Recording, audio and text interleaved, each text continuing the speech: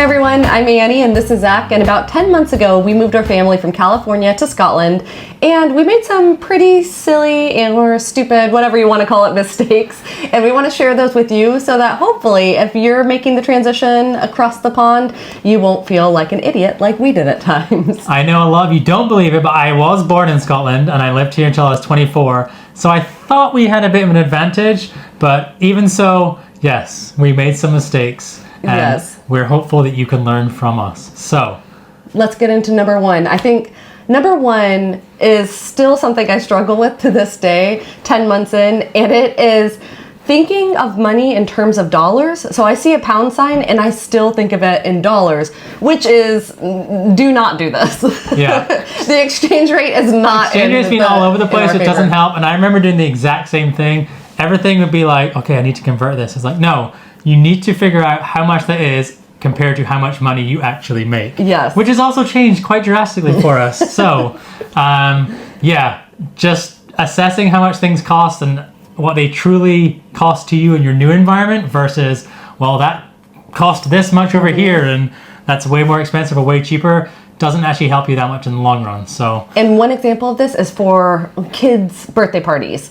In the States, maybe something like $15, $20 would be appropriate. Here, reduce that. 10 to 15 pounds is more than appropriate. So just keeping that in mind, and yeah, don't think of a pound sign as a dollar sign. Doesn't that make them the same price? Huh? Like $20 and like 15 pounds? Yeah, but in my head I see pounds and I think 20 pounds is $20. Oh, I got That you. is not the case. I'll catch on in a second, don't worry. So that brings us into, what was number two? Number two was something that Annie was very confused about and I didn't understand why. So we got set up with a bank account I'd maintained since I was in the US, here in the UK. And I was like, okay, Annie, here's your credit card. And they send you in a separate envelope the PIN number or PIN.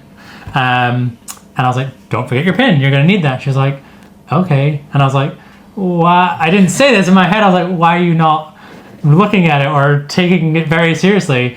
Until Annie reminded me that for credit cards in the US, you don't use PINs. No, you don't use PINs. So the thought of having a PIN number that I needed to remind or remember for a credit card was just a foreign concept, obviously. We either sign after making a purchase, or you'll enter your zip code, which is the 5-digit number like of where you live. Yeah. We spoke about this last night and I was trying to think back, like, wait a minute, what did I do in like buying food and stuff like.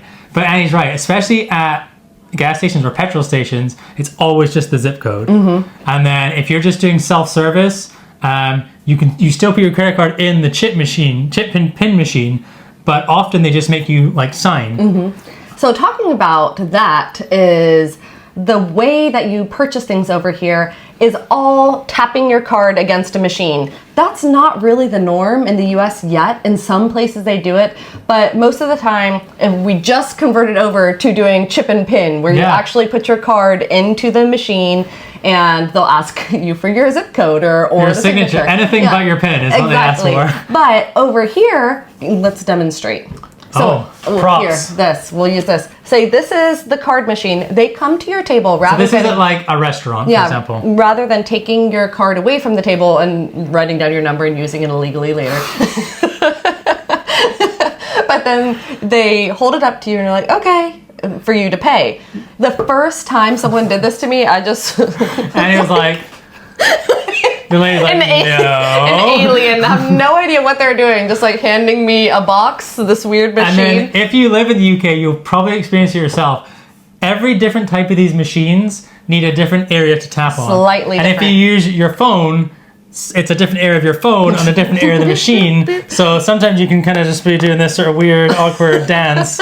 And but most of the time there's a screen and you just lay your card flat on the screen and it somehow registers. Or there's a little symbol, like the wireless symbol, and you have to match that up with wherever it is in your card. But yes, don't be like Annie and take the machine from the person. Yes. Tap is all you need. And I think you can typically do that up to either £75 or £100, and above that you'll need to know your PIN for your credit card, which I got a panicked phone call from Annie one day. It's like, do you remember my PIN? Yes. I'm trying to feed the children. Moving on is bank transfers. So this is another thing that we don't do in the US. I think we've mentioned it in another video, but we wanted to go into it in detail because we're trying to consolidate this video with all the mistakes. This was something that confused me in the US because I was trying to make a bank transfer just to like pay somebody back or whatever. And I went on my banking and it was going to cost me like $50 or $20. Like, what is going on? And then coming over here, Annie, I think the first time it happened to you, you were getting like your hair done or something. And she was like, the lady wants, like, has given me her bank details. What do I do with this? And why is she giving me her bank details? And then conversely, someone's like, oh, just send me your bank details and I'll pay you this. And I was like, is this a scam? Like, what's going on? If you're coming from the US, it definitely will feel like a scam. Tell them what you need to give them. Oh, all you need is all you need is your account number and your sort code. Exactly, which is something I do not know. I don't have on hand, but apparently everyone knows that information here. Yeah, so in the US, it's your account number and your routing number. It's the equivalent. So the sort code is the number for your bank. So do you just keep that with you? I still don't do this very often. I don't. Or do you go into an app? No, I do know my sort code. My account number, I almost know, but I have it on my phone and my app, and there's various ways now to share it easily. But just in general, as an American, the concept of handing over your bank details seems like the start of one of these like Crime Watch TV shows where it's like, this poor lady got conned out of all her money because she was getting her hair done and gave her bank details. Like, it doesn't sound right, but it is what they do. And in the US, there are now like third-party companies or apps that are basically doing the same thing. So what we do in the US is use apps like Venmo or PayPal, and that's the norm. What's the other one? Zelle or Zeal. Yeah, there's a bunch of them, and that's what Americans do. But in Scotland, really none of that. Just cut the middleman out and just straight into sort code and account number. So all right, next one. Another mistake I made was getting my provisional driver's license too early. So when you move over to the US, you can drive on your US... You're moving back to the US, are you? When you move over to the UK, you can drive on your US driver's license for up to an entire year. I thought that I was going to get my provisional driver's license, start driving, pass the test, but life just hasn't happened that way. I have not been driving. We're walking everywhere. Yeah, the need for the car has not been as great. But what I did not realize, I did not read the fine print, that as soon as you get your provisional driver's license, which you need in order to then take the written test and then take the driving test, is... it sort of invalidates your US license and you can no longer drive on your US license, which wouldn't matter all that much. But as a learner driver, you have to have, just like a driver's permit in the US, you have to have an adult who can drive with you in the car. So it takes away your autonomy and your ability to drive independently. Yeah, we thought we were helping ourselves by reducing insurance costs, etc. We get provisional license. It got so far into Annie not needing to do all this that I actually phoned our insurance company. I was like, can I just switch back to using her California license so she can just drive if she needs to? And there's basically a law that says once you apply for your provisional, that one is no longer allowed to be used. And yeah, it's just something to bear in mind because like Annie says, now she's stuck. She cannot legally drive. She needs to pass her test, and to practice, she needs to be in the car with someone who's 25 years old or older and has driving experience. And the last thing I want is to Which is none of our 3 children, so they're useless. Don't want to load them up into the back of the car the first time I'm driving on the other side of the road. So it's just a logistical piece we didn't understand, and now you will. Yeah. Talking about transportation, Annie's experience of public transport. Yes. So not using public transport in the beginning because I was intimidated is a huge mistake. It's so easy once you learn the ins and outs. And one thing that I did not understand was how the bus works.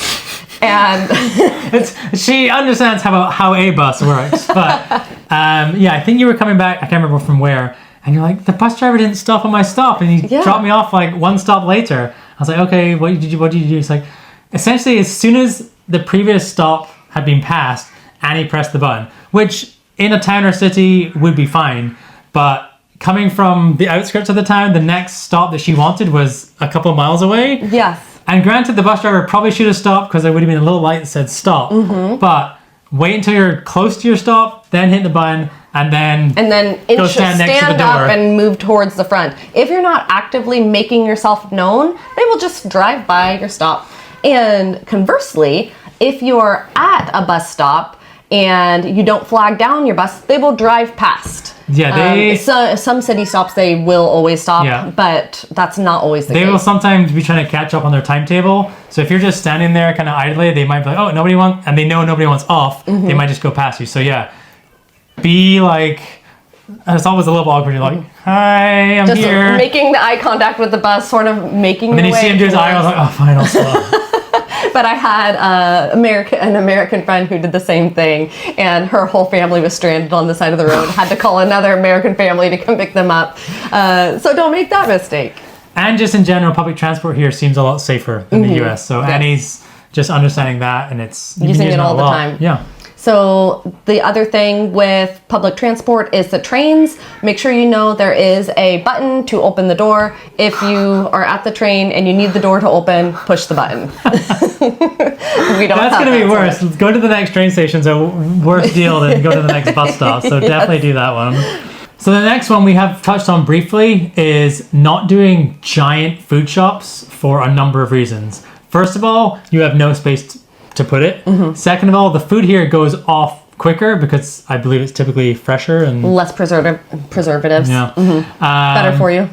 And then also sometimes in the food shops you need to create your own barcode for like apples, bananas, and that sort of stuff. And that is not an obvious thing. Another embarrassing thing when you have your bag of parsley or whatever, go and place it up in front of them. They're looking at you like, what do I do with this? You have no barcode on it. I'm like, barcode?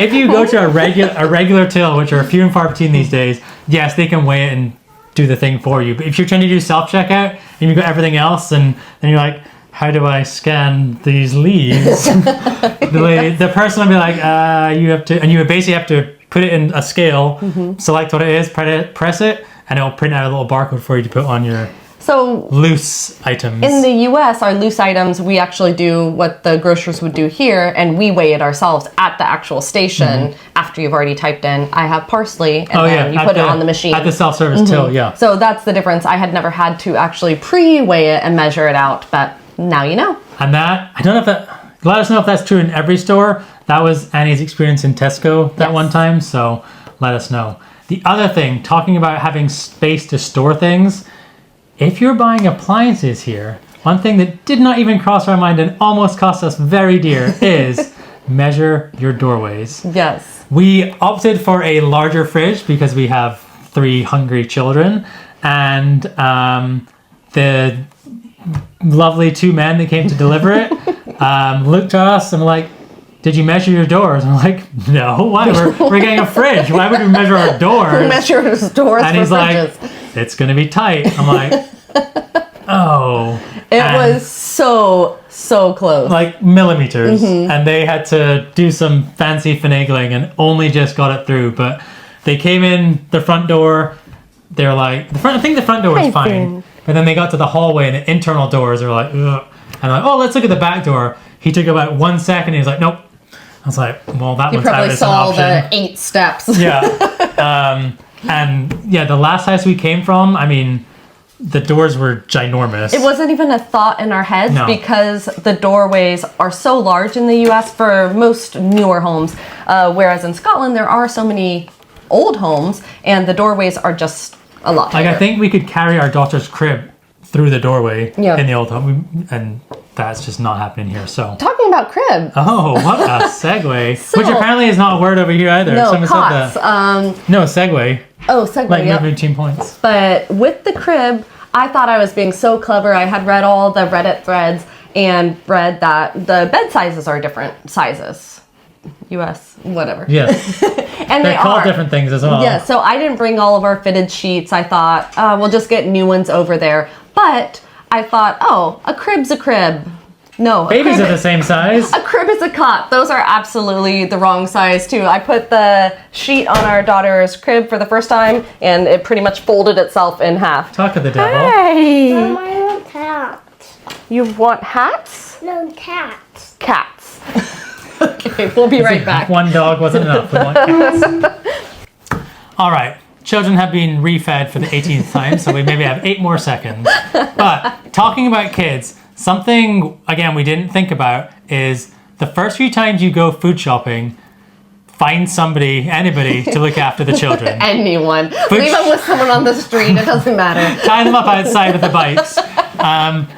Food shopping with kids is hard enough as it is. Food shopping with kids when you don't know where you're going in the shop or what you're looking for, reading labels, trying to figure out what might taste the same, similar, whatever.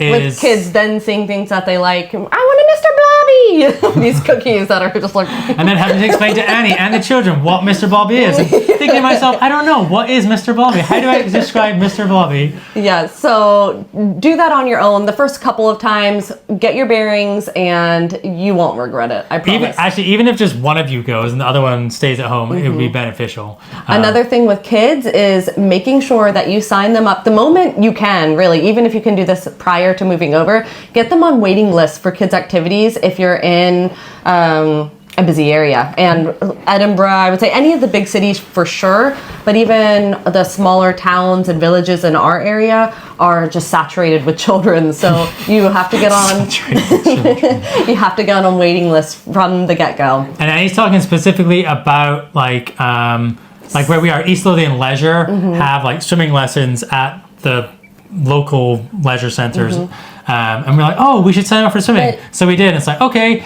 you're on the wait list. We don't know how long it'll be. Maybe 6 months. Yep. Gymnastics, scouts, like Boy Scouts. What else is there? Football. So there's been quite a few activities that now they're all on the waiting list, but it takes some time. Sign up for rugby though. They take anybody, so that was easy. So we already talked in another video about how we wanted to bring less stuff. And associated with that, especially, is electronics. Now, we pared down as much as we could, and we knew, obviously, that the electricity is different. So some things were instantly out. Anything with, like, a fixed plug, gone. However... like your toaster, your blender. Yeah. Keep going. However, over here... I don't really call them in the US. Over here, I think they just call them kettle plugs. It's like the sort of... You get them in the back of printers and kettles and stuff like that. And I was like, well, if that item in the US has that socket, I'll just get a kettle plug with a UK 3-pin and we'll be fine. And that works sometimes, but what you actually have to do is read the label on the back and see if the device accepts the range of voltage. So it has to be between 110 and 240 volts, and it'll have 110 with a little line, 240 volts. That means you can basically switch the plug and carry on. So things like laptops, computers, all that sort of stuff will be fine with that. I found out that charging my tools does not work with that. And this giant laser printer that we brought with us, which has that plug, does not work like that. Sorry, Rob and Chelsea. They asked us if they could have that, but no, we decided to bring it all the way across to just stare at it. So you can buy voltage adapters, which we have, or actually voltage converters, which turn down the voltage or turn up the voltage, whichever way you're going. And I have used that for some of my other tools and your sewing machine. So it does the conversion for you, but it's another big clunky box. Yes. And it's not streamlined and not easy to hide away. If you're here for the long term, just get everything new over here as it relates to electronics, minus maybe your laptops. Yeah. And even then you need to, anyway, yes. Talking about paring down, do you mind? I was going a different way, but yes. Okay, so I was going to say, talking about paring down, summer clothes, you don't need to bring them over with you. You can always buy summer clothes once you get over here. Or you may never need to wear them. The chances are you won't need them. By the time you need them, they're going to be so out of style that it doesn't matter. I never understood that in the US, how people had like, oh, I'm just going to get out my winter clothes now or my summer clothes. I'm like, aren't they just called clothes? Like, I have all of that in my cupboard all the time. Really quickly, the one I was going to say about electricity is remember to switch on your plugs. We mentioned it before, but it's resulted in many a dead phone in the morning or why is this not working? Yeah, running around in the morning because your alarm doesn't go off because you didn't push the button. You plug it in, you think you're good, go to sleep, and then start freaking out in the morning. Or even doing the hoovering, you plug it in, don't switch it, walk away, you're like, what's wrong with it? Oh, minor annoyances, but yes, don't do that.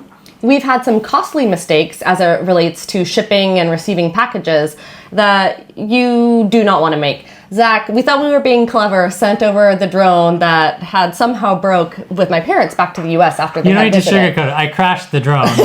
I had a lovely insurance policy because I purchased with it, but it was in the US, so we had to get it repaired in the US.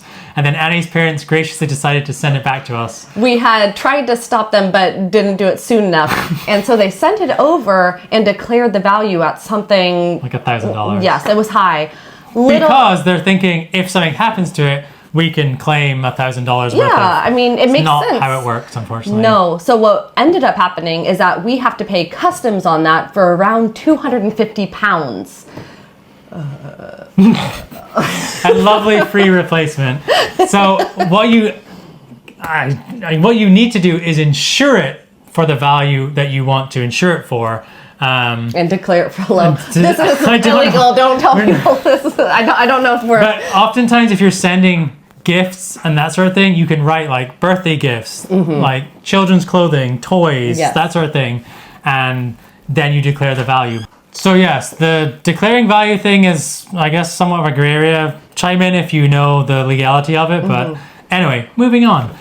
We thought we'd done a great job with shipping our used household belongings. Everything by the book, declared correctly, all this. Until it was delivered on a rainy day without any protection from the elements. And 4 pallets are dumped graciously in our driveway. Tons of cardboard boxes. So that's fun. So yeah, if you're receiving it and you don't have a garage or a large undercover area, maybe think about getting a tarpaulin or something to shield yourself. We just call them tarps in America. We're not in America anymore. But I want them to know. We put up a tarp if you're in an area that will rain or has a chance of raining, because then it definitely will rain that day. Or even just have an area cleared that you can just shove things in. I think we were just like, we'll just happily sift through our stuff and put it where it actually belongs. And this, I'll set up my gym and it'll all be wonderful. And it turned into, quickly get this, back in the put it in the kids' room, in the bathroom. Just... As we had messaged, half of our boxes, it looked like the customs, is that what they call? Yes, U.S. Customs had come through with a sword and just stabbed through the boxes I think over they had and over a again. learner, like, forklift driver handling our thing, because at one point it looked like the forklift had pierced directly through the middle of one of our stacks, and that's a whole story in itself. So carrying those boxes as well, not always easy. Yes. So be prepared for inclement weather when you're receiving all your precious belongings you decide to ship from one side of the world to the other. Document your travels. Yes. So if you are going through any type of the visa process, whether it's student visa, skilled worker visa, family visa, which is also the spouse visa, just make sure that you're documenting every time you leave the country, every time you're coming back in the country, as well as, what was the other thing with the visa? Oh, making sure that your names, both names on all of your accounts, as much information that you can have credit cards, showing your presence is going to help home you. ownership, like anything, because at one point they'll ask Annie for, send 2 proof of address, and it's like, I have nothing. They're under Zach's name for this, or just make it easy for yourself and get both names on everything you possibly can. In the States, washing was a little bit easier. You had these giant washing machines, and for some reason the clothes didn't seem to bleed as much. So you could put darks, lights, whites, and mixed all in the same load, and your clothes pretty much stayed the same. That is not the case over here. Yeah, you really need to separate them. Annie would just throw it all in. I was like, what are you doing? You gotta separate it out. She's like, no, you don't. I was like, yes, you do. And then you'd throw it in and it'd come out just fine. I was like, I guess you don't. And then we were doing that, and over here, and then all of the stuff just turned like gray. Yes. And these weren't new clothes. No, not new clothes. These are stuff we'd washed before, and we weren't doing it at a high temperature, so I not don't sure know what's what different, happened. but you really do need to separate. And I separate it now into darks, which is really dark gray, black, and then I have a mixed bag, which is all the blues and colored clothes. Then I have a red and pink pile, and then I have white. So 4 different separate washing per whenever I do it. And it's a lot. Every day. Every day. And like I said, we typically run it on like an eco, cool, cold wash. So we're not sure, but learn from our mistake. Yeah, our kids have a lot of gray socks now. And if you're hanging your washing, wow, that was a slow word. if you're hanging out your washing, there is a systematic way of doing it. I think this could be divisive. I think there's gonna be I don't know. I think there's gonna be a lot of people like, that's not how you hang clothes up. So Zach's mom, I think, agree with how you do it. watched me one day and gave me... She's just standing behind, hanging her head in shame, like she has so much silly to learn. American. But I was doing some of the thicker parts at the top and hanging them from the top. And she said, actually, if you let the thicker parts of the fabric hang down, then the wind can blow them and it dries quicker. And it actually does dry more quickly. Yeah, you'll get like a pair of trousers or jeans, for example, and you're With like, the thick waistbands. these feel dry. And then you go to the thick either waistband or whatever, and it's like, those are definitely still wet. So yeah, that's something you just wouldn't really know otherwise. No, And you live and learn, right? And then also the way you hand certain things, if you don't do it properly, like if you did t-shirts by the shoulders, you're gonna have like pointy t-shirts. Yep. So hang them by the bottom, which I don't know. Yeah, it's fun times we live in. We're talking about hanging clothes. And then if you're hanging things indoors, have a dehumidifier. Yes. It is amazing. It's Just get a life-changing. dehumidifier even if you don't have laundry. Yes. We've used it for so many things. Our bathroom fan isn't the greatest. I for just the bought a new one extractor. today. Thank Yes. you. Yes, our extractor, we renovated the bathroom, and that's the one thing we pretty much chose to leave in there was the extractor fan. Yeah. And it does not work. And so, not well. And mold accumulates pretty quickly in our bathroom. So having that dehumidifier and being able to bring it in with a long extension cord because you don't have the sockets. Yeah, in the bathrooms. But that helps. It's No, really... the dehumidifier is a wonderful, wonderful machine. It is wonderful. Use it for all sorts of things. Like I said, if you got sheets, you can hang them up, put the dehumidifier on, and they're dry if it's raining outside. We like it so much, we gifted it to my brother and his family for Christmas. They moved over to the UK, and we got them a sad lamp and a dehumidifier. I'm like, welcome to the UK. Your UK care package. I thought there was something else I could say about that. Oh yeah, just on the extractor fan. Yeah, I got one that hopefully will suck out all the moisture because our bathroom walls basically drip with moisture. And we have a window and we keep that open during the shower, after the shower, everything like that. But Zach loves having the window open during the shower. it's like the worst feeling getting in or out of a shower with like coldness. Oh, I was just joking because of privacy. Oh, I don't care about that. Ain't nothing to see. It's just the cold. Since we're in the bathroom, this is something I don't know if it even exists in America, but paying to have to use public toilets. Yes.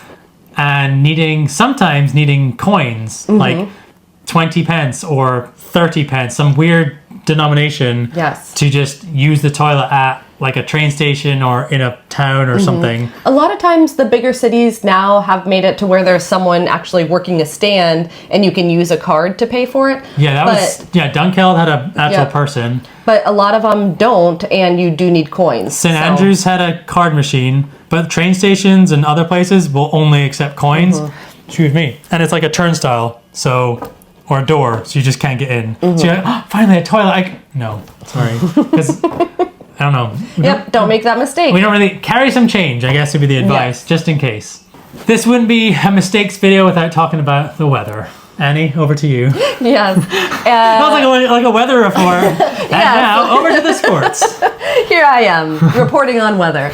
So, as I mentioned in a previous video as well, waterproof and water resistant are completely different. Make sure if you're moving to Scotland, you have your waterproofs and a waterproof jacket, waterproof trousers, waterproof everything. Get your waterproof shoes. We have the Solomon tennis shoes. The jacket, if you're above, I think it's a resistance or whatever the word is of 5,000 millimeters, you'll be absolutely fine in pretty much anything. Sorry.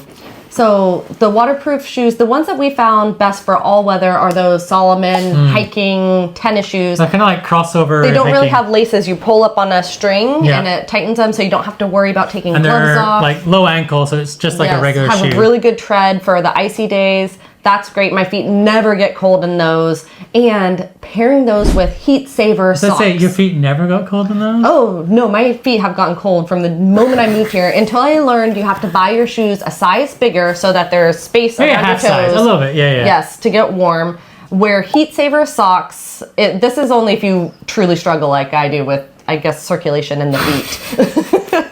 But that brand, Heat Saver Socks, has not failed me. Paired with those Solomon shoes, really great. And then I think any shoes would be fine if you just get them that little bit bigger. Yeah, it was always a thing growing up. I would go get shoes and my mom would bring like a regular pair of socks and a thick pair of socks. Like, all right, put these on with your thick socks. I'm like, what is this? But that never happened in my childhood. No. It makes sense because like Annie said, if you have your feet compressed, even with nice warm socks, the insulation is not going to work as well, which we have a bad experience of in the past. Yes. So yes. Don't necessarily dress for the weather you have right now. Yes. Never dress for the weather you have right now. There's so many expressions, especially about Scottish weather, where like you get all 4 seasons in a day, or if you haven't seen the sun, just wait 10 minutes, or if you want it to rain, just wait 3 minutes, or whatever it is. Yeah. Is that all you got? The one I like is summer was great this year. It was on July 34th or 31st. It was an hour ago. So yeah, be prepared. Layers. We always say layers. Be prepared for the potential weather as well as the weather you have. And that actually could go both ways. You've been overly hot just as much as you've been a little chilly. One thing I wanted to mention with my raincoat, it only has a zipper, and I realized I really like a button so that when you're getting hot, you can just button, sort of like I have right now, one button, and you still get that breeze through. Yeah. So get a raincoat that has buttons, and then make sure when you're in the store, you're actually trying on the hood and walking around and making sure that the hood is more of what they call majestic hood. Oh, so majestic. yes, because if your hood is back here, which mine is, I absolutely hate walking around and I don't think I've ever seen a hood that's like back here on somebody's I can't head. even wear it because it doesn't work. I feel like So yeah, I feel like a lot of them have like almost like a mini brim built into it. Yep. Just crucial. And then also my rainproof jacket has like zips under the arms for that same thing. If you're too hot, you can still be dry but not overly hot. So things to look out for that you wouldn't normally think about. Let me go back to the majestic hood. Please, I can't wait. With the majestic hood. This is the biggest mistake of our move, the majestic hood. You want it bigger because you want to be able to wear a hat underneath. And if your hood is too tight to your head and you put a hat on, it just constantly pulls back. Mistake. Big mistake. I'm learning something right now.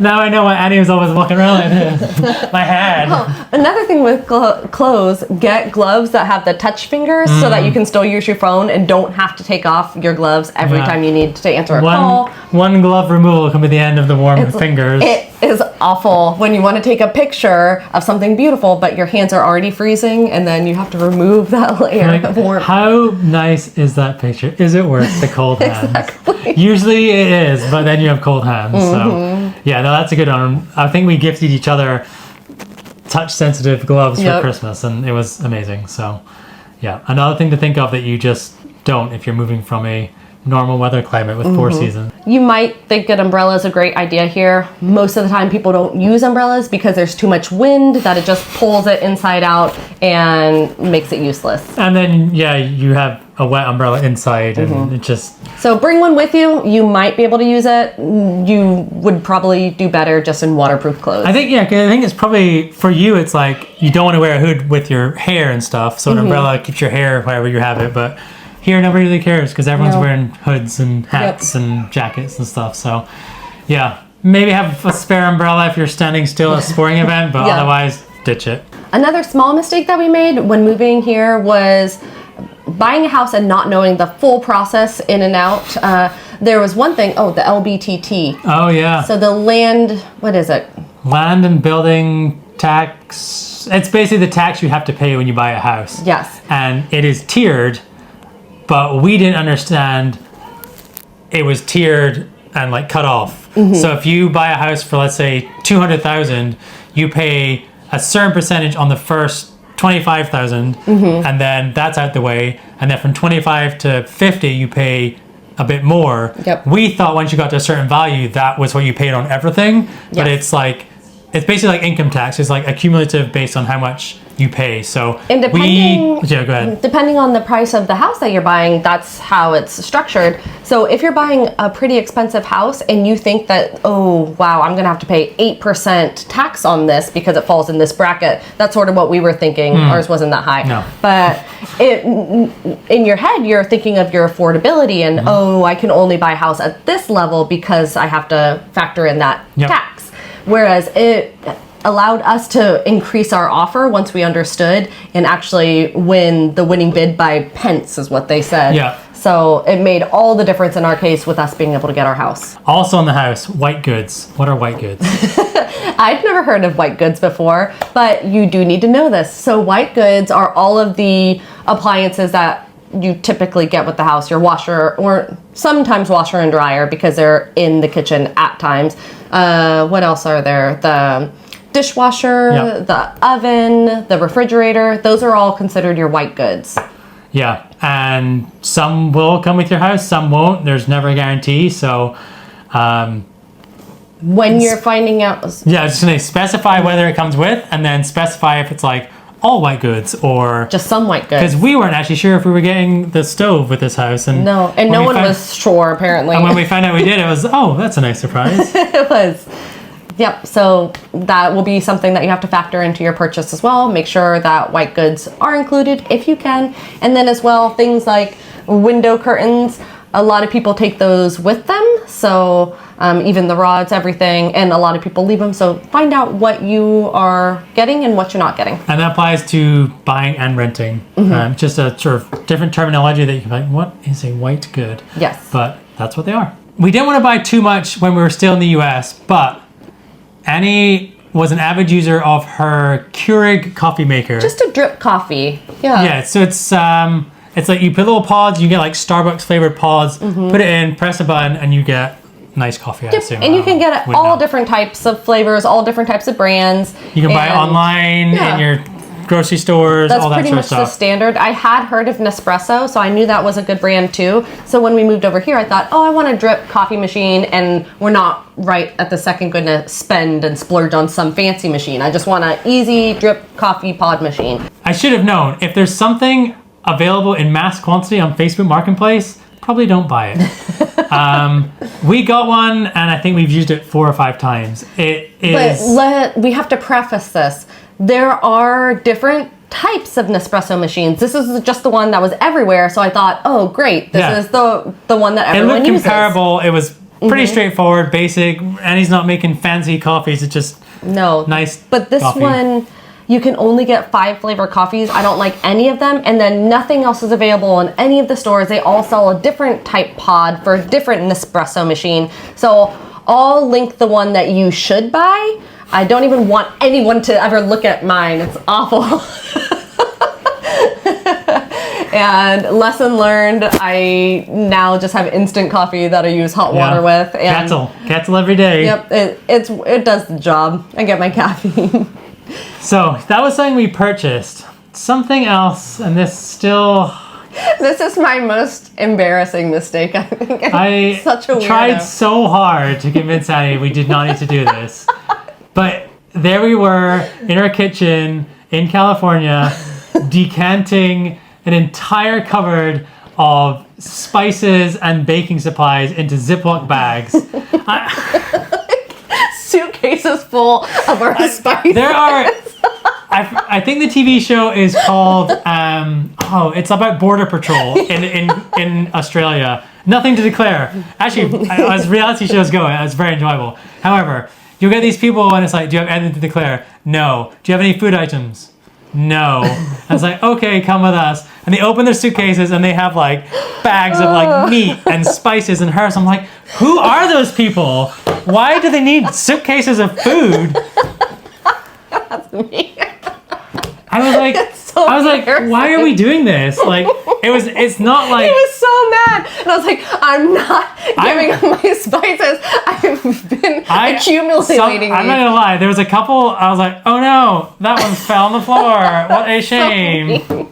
Now there's glass in it. We cannot take that one. There is a reason behind this, and it is because in California, some of the spices, so they are about that big. I think they're 4 or You'll 6. find them in the UK, in Tesco or any other shop for about £1. Those little things, £1. They're 4 or 6 ounces. And in the US, they ranged in California where we This were. is going to sound absurd, but it's It actually sounds true. crazy. It's 100% true. They ranged between $10 and $15 Okay, it didn't each. start at 10. Like, you can get some for like $4 or $5. But only the ones like that were everywhere. Okay. Cumin, whatever. Yeah. There are some spices that you can't get everywhere, and those ones are between $10 and $15 each. Yeah, And I remember being could not bring myself to throw them away. Sent to the store to grab a spice for some little recipe. I was like, what, $10, $12? What is this? I thought this was like £1. And so yeah, we brought basically an entire carry-on bag worth of, and not even like spices only found in the deepest jungles of Chile. No, they're just like cinnamon and we were those people, a suitcase full of herbs and spices. And the worst was that some of them were so smelly. So by the time I opened up my suitcase, there was one suitcase, I can't even get the smell out. It's just permeated. It's so bad. And we did like it permeated all the other spices, so I had to throw them out once we got here. I've never been so angry in my life. Not only like bagging them up the first time and being like, we definitely don't need to do this. We definitely don't need to do this. You could smell them as you went through the airport. This is like a requirement for me moving. Like, we have to bring my spices. Like, I feel like we don't even use these that often. Like, are we bringing salt and pepper as well? And don't do it. Just don't. Don't bring any food. A move brings out the worst in everyone, and apparently it was my hoarding tendencies. I've never seen her so attached to her herbs and spices. I've never been attached And to to be my fair, spices. you had them like nicely organized in jars, like labeled, and we brought all the jars and stuff. But I lost my train of thought because there was a child bouncing a football against the glass window. But it's just whatever. So I think we need to wrap it up here. Yeah. I'm sure we have so many more mistakes. If we need to, we'll make another one of these videos in the future. But let us know if you've learned something and if there are mistakes that you think others can learn from in the comments. yeah, if you've made some, definitely share your stories. We love laughing at ourselves. And, Yes. yeah, and if you need any spices, just let us know as well. We'll mail them out to you at a huge expense. So. Yeah, anyone need a free suitcase? Already pre-seasoned with cinnamon and onion powder and I don't know what else. So. All right. Bye, everyone. Bye. Take care.